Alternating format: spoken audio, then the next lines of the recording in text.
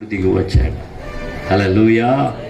గట్టిగా ఆయన విమోచన అంటే అది దేవుడు కలగజేసే విమోచన అంటే ఏదో కొంచెం సాయం చేయటం కాదు, ఏదో కాసేపు సాయం చేసి పక్కన వెళ్ళిపోవటం కాదు. నీకు ప్రతి విషయంలో సహాయం చేసి నీ అనుదిన భారాన్ని భరించి, ఒక్కరిదే కాదు, మన ఎవరైతే ఆయన మీద ఆనుకుంటారో వారందరి భారాన్ని భరించి ప్రతి విషయంలో ఆయన తోడుగా ఉండటానికి మన అనుదిన భారాన్ని భరించటమే రక్షణ, విమోచన. ఇది దేవుడు మాత్రమే చేయగలడు. రెండవది ఏంటో తెలుసా? రెండవది మన పాపములకు క్షమాపణ. మూడవది ఏంటో తెలుసా? 1 పేతురు 1:9 ఉన్నది మన ఆత్మకు రక్షణ. చెప్పండి. ఆత్మ, మనలో ఆత్మ ఉంది. ఈ శరీరం అనేది పైకి కనిపిస్తూ ఉంది. ఈ ఆత్మ దేవుడు పెట్టిన దీపం. ఈ ఆత్మ ఎప్పుడైనా ఈ శరీరాన్ని విడిచి వెళ్ళిపోతుంది. మరి ఈ ఆత్మ ఎక్కడికి వెళ్తుంది?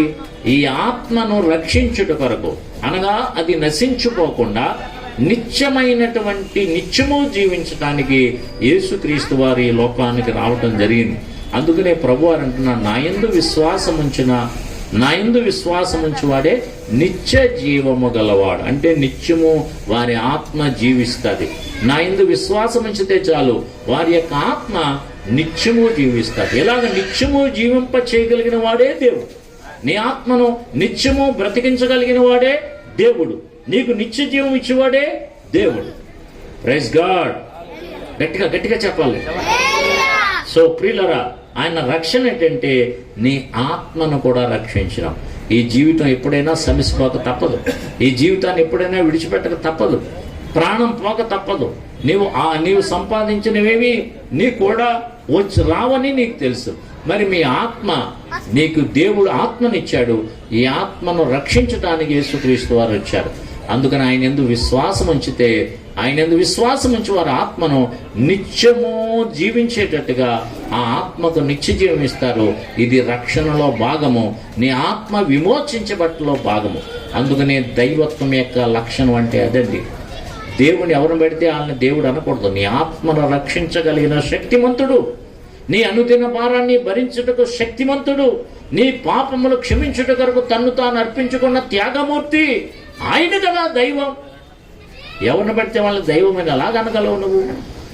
అది అసమంజసం కదా.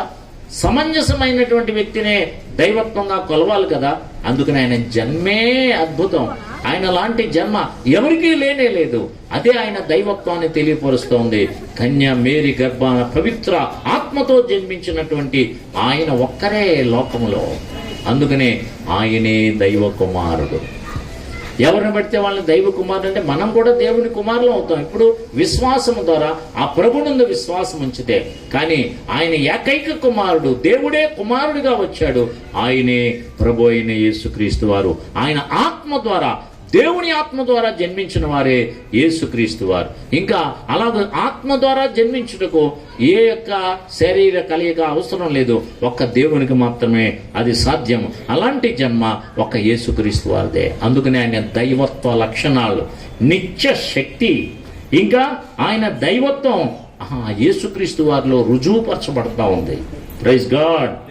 అంతేకాదు, ఆత్మరక్షణే కాదు, నీకు నిత్య జీవం ఇస్తానంటున్నాడు. యోహాను సువార్త 3వ అధ్యాయము 16వ వచనంలో 36వ వచనంలో తొందరగా చదివితే అక్కడ ఏముంది? నిత్య జీవము, నిత్య రక్షణ. యోహాను సువార్త 3:16. ఎందుకు దేవుడు ఈ లోకానికి వచ్చాడు? దేవుడు లోకమును ఎంతో ప్రేమించెను. అంటే లోకం అంటే లోకములో ఉన్న మానవాళ్ళే, మనల్ని ప్రతి మనిషిని ప్రేమించి కాగా ఇదిగో అందుకనే అద్వితీయ కుమారుడు. అలాంటి కుమారుడు ఇంకెవరూ లేరు. మనందరం కూడా కుమారులం, కుమార్తెం. కానీ ఆయన అద్వితీయ కుమారుడు. అద్వితీయ కుమారుడు అంటే పరిశుద్ధాత్మ వల్ల జన్మించిన వాడు, దేవుని ఆత్మ మూలంగా పుట్టినవాడు, దేవుని ఆత్మ మూలంగా కలిగిన వాడు. ఆయనే మన పాపములకు ప్రాయశ్చిత్తము చేసినవాడు. ఆయనే మన అనుదిన భారము భరించేటువంటి వాడు. ఆయనే మన ఆత్మకు రక్షణ కలుగజేసేటువంటి వాడు. ఆయనే నీకు నిత్య జీవం ఇచ్చుటకై దేవుడు ఆయన్ని పంపించాడు. యోహాను 3:16 ఉంది. ఆయన ఎందుకు పంపించాడు? దేవుడు తన కుమారుడుగా ఈ లోకానికి ఎందుకు పరిచయం చేశాడంటే మనకు నిత్య జీవము పొందుటకై. హల్లెలూయా. నీ ఆత్మకు రక్షణ, నీకు నిత్యము జీవించే జీవితం ఇస్తాడు. ఇది 3 నాళ్ళ ముచ్చట. దేని గురించి పెద్దగా ఆరాట పడకండి. అసలైంది ఆ నిత్య జీవం. ఆ నిత్య జీవం ఎవరి ద్వారా కలుగుతుంది? యేసు ప్రభువు వారు అంటున్నారు 36వ వచనంలో, యోహాను, యేసుక్రీస్తు అనే ఈ కుమారుని యందు విశ్వాసం ఉంచువాడే నిత్య జీవము గలవాడు. అది నిత్య జీవం ఎవరి ద్వారా వస్తుంది? ఇదిగో జనతైక కుమారుడు, ఏకైక కుమారుడు, అద్వితీయ కుమారుడు, ఇదిగో దేవుని ఆత్మ వల్ల కుమారుడు, దేవుని ఆత్మ వల్ల కలిగిన కుమారుడు, కన్య గర్భాన పుట్టిన కుమారుడు, ప్రత్యేకమైన జన్మ జన్మించిన కుమారుడు, మానవుల కొరకు ఆ సిలువలో తను తాను అర్పించుకున్న పాప క్షమాపణ ఇవ్వగలిగిన కరుణామయుడు, నీ యొక్క అనుదిన భారం భరించగలిగినటువంటి ఆయన, నీ ఆత్మను నిత్యము జీవింపజేసేటువంటి ఆయన, నీకు నిత్య జీవం ఇచ్చేటువంటి దేవుడు. Praise God. కాబట్టి ఆయన యందు విశ్వాసం ఉంచినప్పుడు ప్రియులరా మనకేం కలుగుతుంది? నిత్య జీవము కలుగుతుంది. నిత్యము జీవించే జీవితం నీకు అనుగ్రహించబడుతుంది. అందుకని ఆ క్రిస్మస్ అంటే చిన్న విషయం కాదండి. కొన్ని గంటల్లో చెప్పే విషయం కాదు ఇది.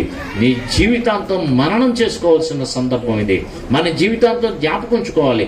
మన జీవితాంతం ఈ విశ్వాసాన్ని దృఢపరచుకోవాలి. మన జీవితాంతం కూడా ఈ విశ్వాసాన్ని ఇతరులకు ప్రకటించాలి. Praise god. హల్లెలూయా. చివరిగా ఆయన ఇచ్చే 5వ పాయింట్, ఆ రక్షణలో భాగం ఏంటో తెలుసా?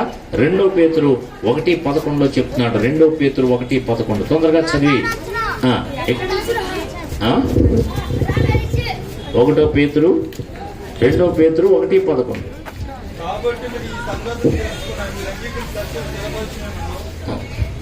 సరే.